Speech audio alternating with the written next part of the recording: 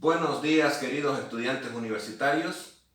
Hoy vamos a hablar sobre el tema del hormigón pretensado o también posttensado, una técnica de la ingeniería civil para la construcción de estructuras. ¿Cuál es la función del hormigón pretensado o posttensado? Disminuir las tensiones generadas por la flexión y romper luces de mayor magnitud al aplicar un preesfuerzo a la sección antes de la aplicación de la carga viva. Tenemos dos procedimientos de cálculo o de diseño, que es el hormigón pretensado y el hormigón posttensado. ¿Qué es el pretensado? Tensión previa antes del hormigonado. Se tesa la armadura, se hormigona y se larga el esfuerzo y precomprime la fibra inferior o la fibra traccionada. El posttensado es una tecnología que se tesa posterior al hormigonado de la sección y se utiliza mucho en la construcción de puentes. El hormigón pretensado se utiliza más en estructuras pequeñas, precisamente para losas de entrepiso, en la construcción de edificios, construcción de viguetas, etcétera, etcétera. Pasaremos a ver los principios del hormigón pretensado o posttensado. ¿Correcto? Entonces vamos acá a analizar una viga simplemente apoyada. Vamos a analizar el concepto del hormigón posttensado. Tenemos sometido una carga Q. Esta carga Q es el peso propio de la estructura y la carga viva, la carga de uso. ¿Correcto? Entonces, producto de la flexión que genera la carga Q, tanto la carga Q, la sección tiende a flexiona, traccionando la fibra inferior y comprimiendo la fibra superior. Entonces nosotros precomprimimos con una fuerza F, o P sub 0, una fuerza inicial P sub 0, para disminuir las tensiones de tracción y llevarlas a límites de compresión, que no traccione sino comprima. Cuando se aplica la carga viva o la carga de uso, nuevamente vuelve a tener esta posición el diagrama de tensiones. Una pequeña tracción generada por norma y una compresión que admite la sección de hormigón. ¿Correcto? Entonces tenemos la carga viva, la carga Q1 es la carga viva más carga muerta de la losa. P sub 0 es la fuerza de pretensado inicial. La fuerza de pretensado inicial se le aplica al tendón que tiene una trayectoria parabólica. Q2 es el peso propio de la viga posttensada. ¿Correcto? Vamos a hacer un análisis a medio tramo de la sección.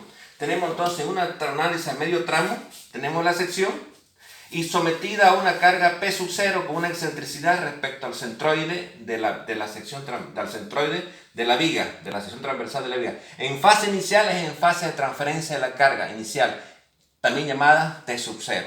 ¿Correcto? Entonces yo aplico una P sub 0 a una excentricidad y me genera una carga de compresión, un momento flector generado por la excentricidad de la carga P sub 0 y el momento flector generado por la carga viva del peso propio de la viga. Estamos analizando previamente la viga, sin todavía la aplicación de la carga viva, sin la aplicación de la carga de la losa que va a soportar. Entonces vamos a hacer análisis tensional. En la fibra superior aparecen las tensiones de compresión. La tensión de compresión tanto en la fibra superior como en la fibra inferior va a ser P sub 0 partido entre A, que es la tensión de compresión, más la tensión en la fibra superior generada por la flexión, generada por la carga P sub 0, tracción arriba y comprime abajo. Si tracciona positivo, el momento flector va a P sub 0 por la excentricidad, dividido entre S1, que es el módulo resistente en flexión, menos el momento flector generado por el peso propio de la viga. La fibra superior se ve comprimida debido al peso propio y eso tiene que ser menor o igual a 1.6 de la raíz cuadrada de F'C, de acuerdo al reglamento de la ACI. En la fibra inferior pasa lo mismo, tenemos P sub 0 partido entre A, pero ya no más sino menos, porque la fibra inferior se ve comprimida debido a la carga P sub 0, menos P sub 0 por la excentricidad partido entre S2. S2 ya sabemos que es el momento resistente, el módulo resistente en flexión del centroide para abajo, más el momento generado por el peso propio que genera tracción en la fibra inferior. Ya tiene que ser menor o igual a 0.60 de F'C, donde F'C es la resistencia característica del hormigón en los 28 días. ¿Correcto? Entonces acá, recordando los conceptos, donde S1 y S2 son los módulos resistentes en flexión. S1 va a ser el momento de inercia de la sección transversal dividido entre C1. ¿Qué es C1? del centroide hacia arriba y que S2 del centroide hacia abajo. Por consiguiente, S2 va a ser inercia partido en C2, donde A es el área de la sección transversal de la viga, donde es el momento de inercia de la sección de la viga.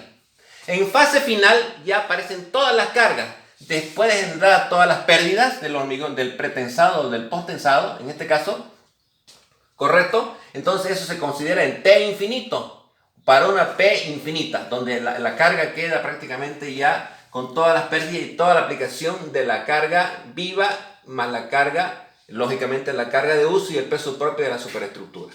En esta fase se toma en cuenta la carga de uso más el peso propio de la losa de la superestructura, lógicamente más el peso propio de la viga. ¿Correcto? Entonces tenemos en fase final, quiero decir, en fibra superior y fibra inferior, C1 y C2, que son las distancias al centroide, a la fibra comprimida y a la fibra traccionada. Entonces vamos a tener P sub 0, la P infinita, por una excentricidad que genera un momento flector. Esto se resume a un momento flector P sub 0 por excentricidad, más el momento generado por el peso propio de la viga, más el momento generado por el carga viva más peso de la losa de la superestructura, más la compresión generada por la excentricidad de la carga que se la considera en el centroide de la sección.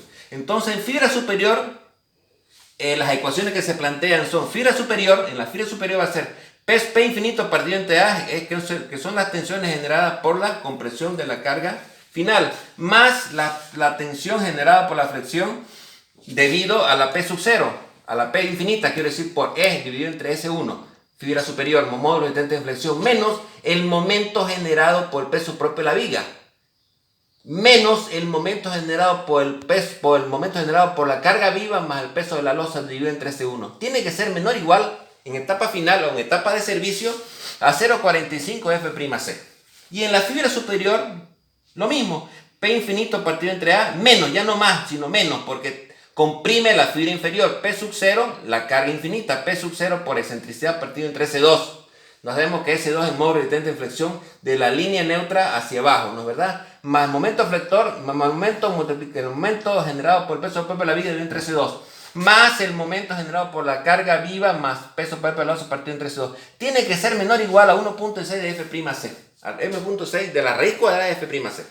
¿Correcto? Entonces son las tensiones finales. En fase final, una vez aplicadas las cargas, generadas todas las pérdidas. Tanto en fase inicial, las pérdidas, como en la fase final. ¿Cuáles son las pérdidas en fase inicial? Las pérdidas por fricción y las pérdidas por acortamiento elástico. En fase final tenemos las pérdidas por fluencia, relajación de la armadura.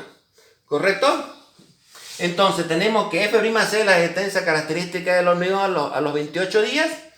La resistencia del hormigón, el hormigón pretensado, la resistencia característica del hormigón se mueve entre 700 normales, entre 700 kilos centímetros cuadrados o 70 megapascales a 350 kilos centímetros cuadrados o 35 megapascales.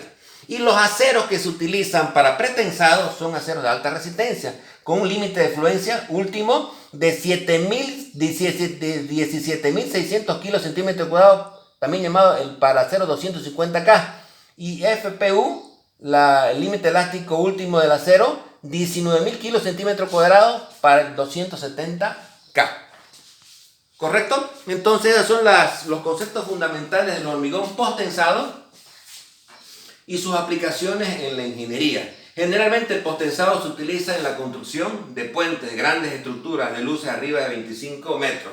Hasta luces, lógicamente, hasta las luces de 45 metros en vigas simplemente apoyadas. En tramos continuos podemos llegar hasta los 70 metros. En puentes embolados sucesivos podemos llegar hasta los 75-80 metros de longitud. ¿Correcto? Las secciones típicas que se utilizan en el hormigón posttensado son el perfil I, donde tenemos acá el camino de cables a medio tramo, el perfil T, camino de cables a medio tramo, y la sección cajón que tiene muy buena rigidez y lógicamente se utiliza en los puentes empujados o en los puentes embolados sucesivos. Tal como tenemos acá nosotros, tenemos el camino de cables, en la parte central se genera la mayor excentricidad respecto al centroide de la sección transversal, y la salida de cables se genera precisamente en el punto donde la excentricidad donde la excentricidad del centroide es igual a 0. De tal manera que la fuerza que yo aplica, la mayor excentricidad se genera en el centro del tramo. Estamos hablando de una viga simplemente apoyada. ¿Correcto? Entonces esos son los conceptos generales del hormigón pretensado, muy usado en la tecnología de la construcción de puentes o estructuras de grandes luces. Muchas gracias por su atención, queridos estudiantes.